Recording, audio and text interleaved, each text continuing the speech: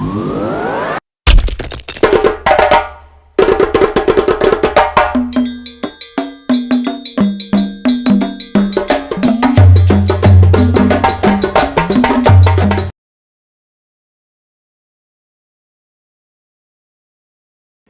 ladies and gentlemen. This is Dr. Ayodele of Africa Extended, and I'm here this evening having a conversation with my good friend, Shalewa.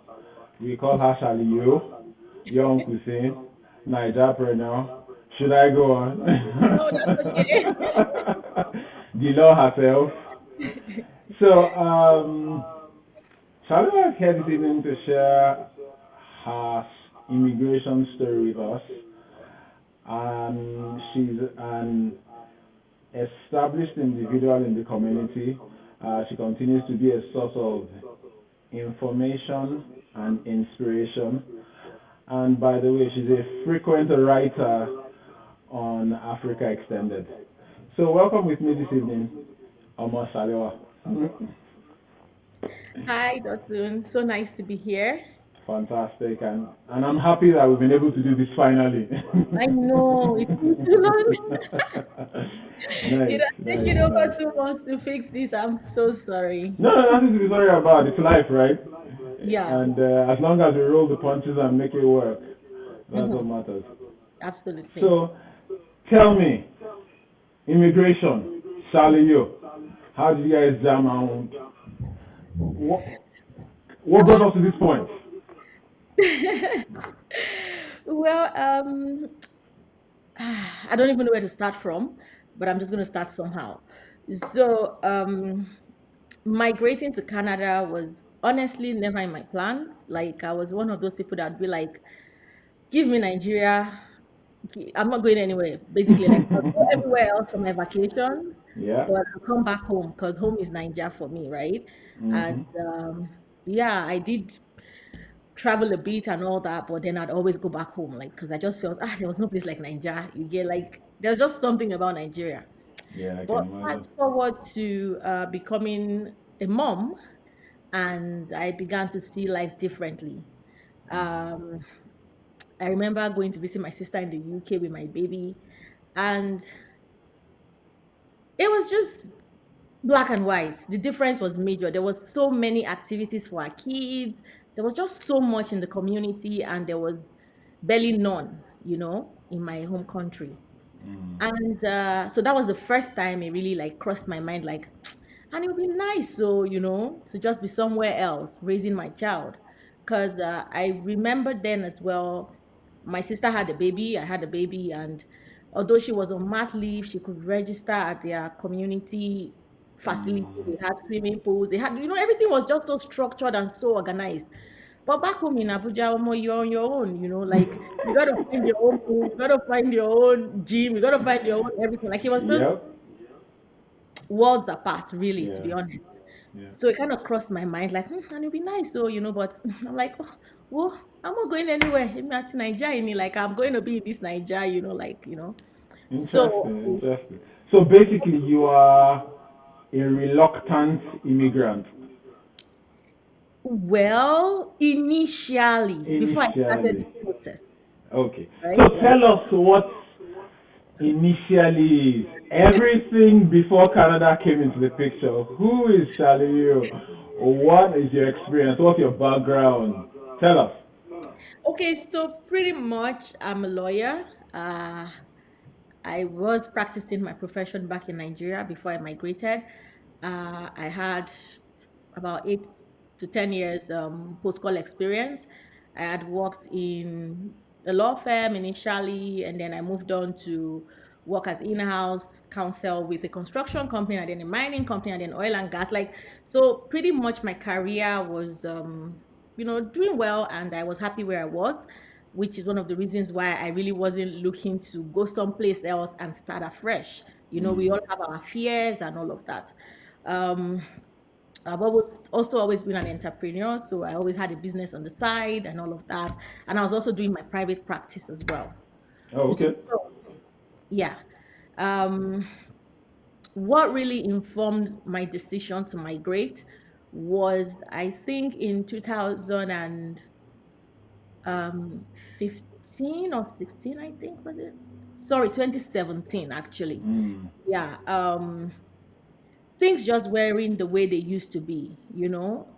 I'll drive out of my house. This is really funny, but this is Mm. honestly one of the reasons why I left Nigeria. I'll drive out of my house and there'll just be cattle everywhere. I was Wow. living in Abuja. I wasn't Okay. living in a suburb. I was living in a really nice place, but things just weren't organized anymore, you know? Mm. And my neighbor got robbed and, just so many things at the same time. I just like, what is really going on? Like, this is the country I want to die for. Like, right now, no, I'm leaving, you know? It basically And didn't add up anymore. no, it didn't. And Wow. I didn't even tell anybody. I couldn't even tell my friends that, guess what, I'm leaving, because I'm sure they'll be like, where are you going? You leaving Nassau, you know? Oh, And wow. I had a conversation with my husband as well. And luckily, we were on the same page at that point. It was just like, really, Providence. what's going on? Like, yeah, fine, let's do it, and that was it. And we just started the process. And a couple of months down the line, we came here. Wow. Yeah. Okay. I like that because that shows that it's not everybody that premeditated and spends years planning for it. Yeah. Um, my experience was more a 28-month waiting period before between application and medicals, and before application was like a whole 12 months. So it Wow. was loads and loads of time. So hearing that you could think about it, execute, and in a few 6 months, 12 months, all in, it was done. That's definitely good. That's definitely good. So, your first experience, you arrived. Were you one of those people who came in January? I came in March. It was Woo! pretty much winter. Yes, yes. And I landed in Calgary, but in about a day or two, we moved to Fort McMurray because that was supposed to be home. That was where we planned to really stay, Wow. But I got to Fort Mac and I'm like, no way, no. No, but wait a minute, wait a minute. Fort Mac, how? So we have family there. Oh, okay, okay, And okay. when I came into Canada, I was 8 months pregnant. So I really wanted to be around family because I didn't Mm, want to be, in a new place with a new baby, starting afresh would have just been so overwhelming for me, right? yeah. Or so I thought. And so we went to Fort Mac. I think the snow was the first thing for me. Like I actually like snow, but there's snow and then there is snow. Snow. Fort Mac, Western Canada type snow in March. Like the one where you try to take a stroll and your legs are just dipping in and you're like, oh my God, I'm not about to get. I get you.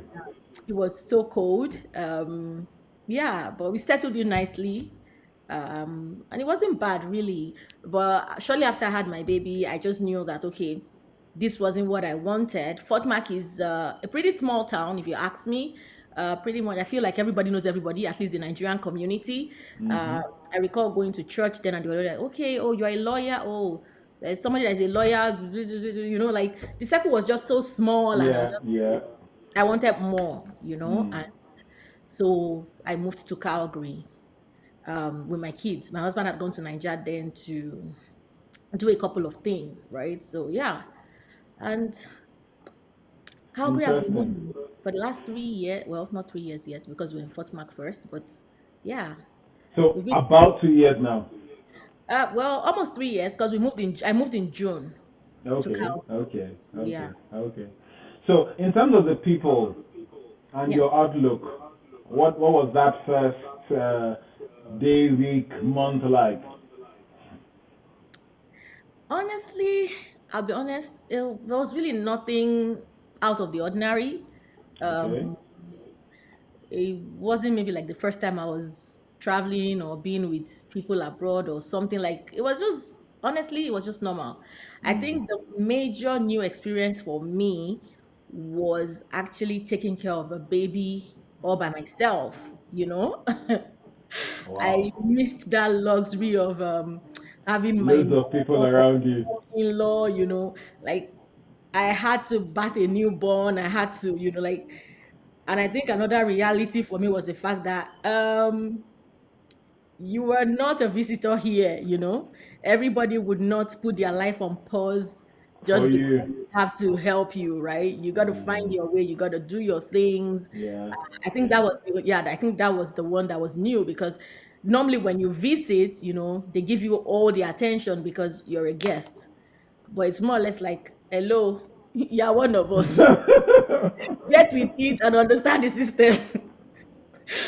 Lucky share, I'm going to work. Bye. You're gonna be fine, So yeah, Yeah, yeah, that yeah. was just, I think that was the only part for me that was really kind of new and all, right? Yeah, but Mm, I survived, yeah, because in life, most times you don't know the strength you have until that is until the it's only choice, tested. really. Like you cannot not have strength.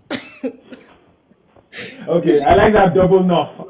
Yeah, you get, like, hello, deal with it. You gotta be fine. You are strong Mm, enough. That strength is in you. It's mm. somewhere, but you find it somehow because You yeah, find it, bring it out, exactly. give expression to it, and make the most of your situation.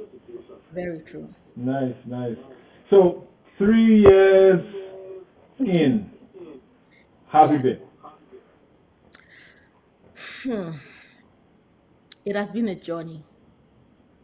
So, tell me about 2 times. One time when you are like, yes, right move. And one time when you are like, can we just go back to Abuja right now? Oh yeah. I'll start with the other one first. Mm-hmm. So when I had to start my licensing journey afresh, I had that reason to question myself, like, to what end? Really, for what? Like, Mm. I felt okay, I'm coming into this town. I have like 10 years experience. I have an MBA. I have this, I have that. Getting a job is going to be easy peasy. And they're like, hello, are you licensed to practice in Canada? Do you understand? Like, oh, you're not. Shift your focus and find yourself an alternative job. Wow. That for me was a bit of a shocker. Yes, I did my research before coming. I knew I had to get relicensed, but I just felt okay, even if I can't be a lawyer right away, I could be a paralegal, I could be a legal assistant. Yeah, But yeah. then it dawned on me that in Canada, people go to school to actually study to be paralegals and legal assistants, right? And so they Wow. have priority over you. I'm not going to employ you because you have 10 years international experience, when there is somebody that has gone to school for a 2-year diploma to become a legal assistant. I'm going to take that person because that person has the Canadian education. Yeah. I don't know if you understand. So that for me was a moment of reality. That was a Mm. moment where I really asked myself, like, so what do I do? If you're not going to give me a job as a lawyer, as a legal, as a paralegal, what do you now want me to do? Like, you know? And at So that you're bringing moment, out a very important point, and I want yeah. to stress it. A number of my other guests have talked about the need to do your research, Oh, and yes. it's not just reading about the profession and understand how it works, but Yeah, it's key to find how you will fit in, right? exactly. Because you have done the research, you knew I it would take you time to qualify, but you didn't know that you could not get your fallback options. You had I no didn't. idea that it was not on the table. No, it was not So, automatic. It was not like they will hand it to you just because. mm, Yeah, so it's just so important the fact that what you want and you are going after, whether it's option A, B, C, D to Z, double A, double Z, make sure that you know what it takes to get into each and every one of those roles, or yeah, else it will still be a rude shock. yes, Wow. absolutely. Okay. Yeah. So you Mm. are going to tell about your mountaintop moment. Well, to be honest, the moments where I've really felt like, yes, I'm glad we moved, I would say maybe, hmm, sorry. So I would say when I see certain developments with my kids, when I Mm. see certain facilities that they have accesses to, Mm. um, also when we have to go to the hospital, be it for vaccines, be it for a treatment, I'm always so thankful that I'm in a society like this. Mm. Immunization in Nigeria was not fun. Yeah. Do you understand? Yeah. Most of the time I worked with private companies, so I didn't like have insurance and all that. So I had to pay out of pocket. And Mm. I'm talking paying 26,000, 27,000 for one single shot of something, and you have a child that is gonna have to take immunization for months. I don't know if Yeah. you understand. Yeah. I get that. But then here I go for immunization and I don't pay a dime, I'm just like, wow, I'm gonna make you laugh. Like I said, I came in at 8 months. Mm-hmm. I was 8 months pregnant, right? And then I had my baby, the ninth month, right? And I was leaving the hospital and nobody asked me for money. And I'm like, are you sure I can take my baby and leave? Like, are you sure they won't stop me by the gate? Like, what's really going on here? Yeah. I had my first in the US. I know how much I paid. I don't know if you Mm. understand. And I'm just like, because I'm PR, like, Something was missing here. you get.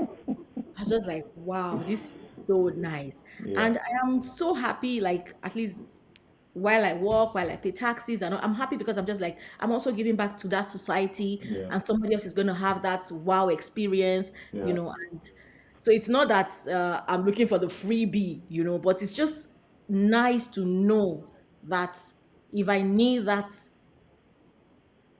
what's it called now? That service, right? It's right there for It's me. It's right there. And you I'll don't need give a wallet. exactly. Yeah. It's just like look at COVID, for example. Sorry, I've deviated. No, it's There are fine. It's people fine. in Nigeria that passed on due to COVID, and it wasn't because they didn't have money. They had all the money, All the but money. there was no facility. Yeah. You get, Yeah. but here, like everything is, man, moments I, like that, I'm just like thankful, I get that. to be honest. I get that. Yeah. And as much as we don't want to gloat and be like, oh yeah, but it's a reality, right? And It is the reality. Like it's I'm even shaking my it is what it is. it is what it is. That is what it is. Yeah. So, having been through what you've been through, professionally, raising your children, growing your relationship, and all that to now, what's your perspective when people talk about, moving, leaving Nigeria, coming to the West, settling in the West? What's your thinking? What kind of uh, advice do you have for them, basically? Well, first thing would be to do your research, which is what we already said Yeah. earlier. Research, especially if you're in a profession that would require a licensing, do your research. Now, also look at the alternatives that you want to embark on. Like, okay, so if I can't do this, can I do that? What do I need to be able to do that? In that aspect, I failed because I didn't. I just felt, well, if I can't even be a lawyer immediately, I can at least be a paralegal. I can at least be, that's not to say that it doesn't happen for some people, right? But it Mm. happens to one in 1,000. Like, I don't know if you get. It's not like it's not guaranteed. It's not guaranteed. Yeah. Like I found myself searching for roles in customer service, searching for roles in, and I kept getting those emails that would say, "Oh, wow, we are impressed with your qualifications. We are sorry, we have to go with somebody." And I'm like, "Hello, did you see that I have MBA?" As in, like, do you They said understand? they're impressed now. Did you see that I'm not like I shouldn't even be applying for this role, but yeah, one of those things anyway. Yeah. So do your research. Another thing is also research where you want to settle down. Like I Mm, said, for us, we had thought it was going to be Fort McMurray, but then we got there and then we saw the reality of things. We're like, okay, no, this is not what we want. We don't want this really small circle. We want to be somewhere where we would have so much opportunities and we'll be able to pick and choose. We don't want to mm, be mm, restricted mm. and all that. So make sure you do your research.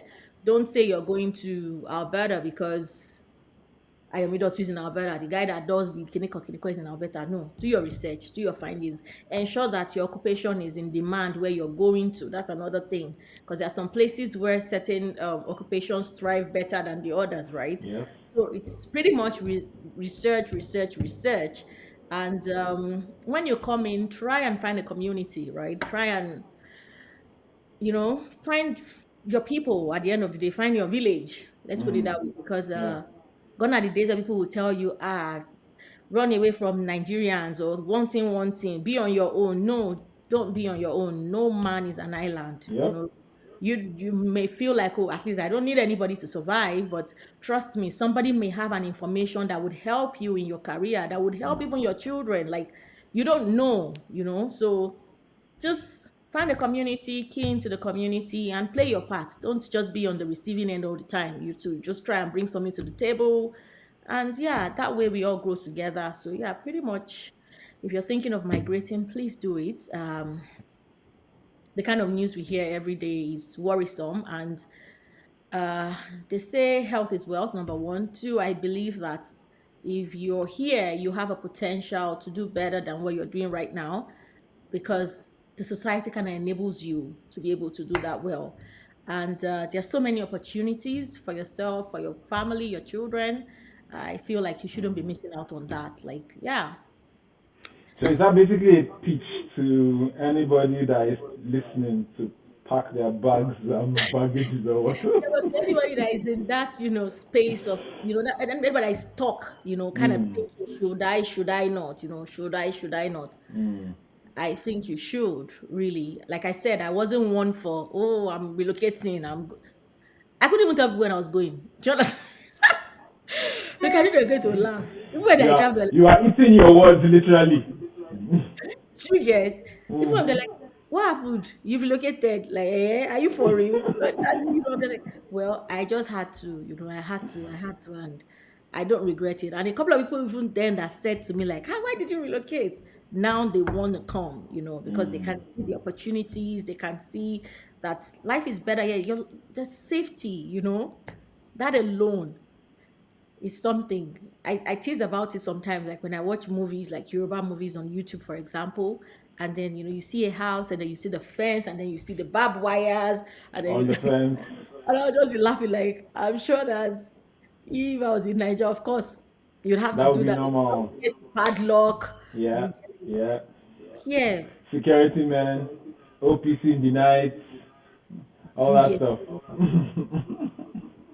I you're get driving, that. somebody will stop you, put on your inner lights. Where are you Yeah, coming from? What do you yeah. have for us? Gosh, all Nothing that. like that. Yeah. Not like you're just at least that safety alone. At least it makes you just you're just at peace with yourself as well. Mm.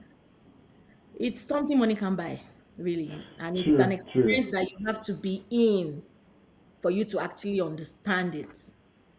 Now, you touched on the village earlier on. Yeah, Tell me, what's the village experience been like for you? it's been nice to be honest. I would say from the moment I decided to come to Canada, I went on Naira Land actually, Hmm. and I engaged with a couple of people on Naira Land. I'd been there before when I wanted to have my first child in the US. I was on Naira Land as well. I got a lot of information, and so I decided to give back. Okay, this is the hospital I use. This is what it costs. So there's this community on Naira Land, and I just Hmm. keyed into that. And from there, I saw, oh, we have WhatsApp groups, blah, blah, blah, blah, blah. And sure, add me. And I joined one of those WhatsApp groups. In fact, I have friends from those WhatsApp groups that I have never met, but we're almost as close as sisters. I don't know Wow. if you understand. Like, Wow. At the end of the day, everybody came into Canada. People are in Ontario, some of us are in Calgary, and but we're still closely knitted one way or the other. We keep in touch and all that. And talking about the village, right? Even here in Calgary, for example, I may not have a lot of friends, like, oh, these are my buddies, but I do have a lot of people I relate with on Mm. different levels. Yeah, A yeah. lot of people, and that for me is just it's just enough.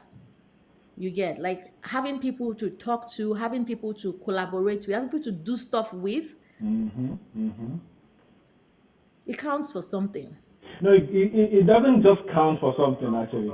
It can change your life. Because I have to say that this entire thing, Africa X, came out of the village for me, See? right?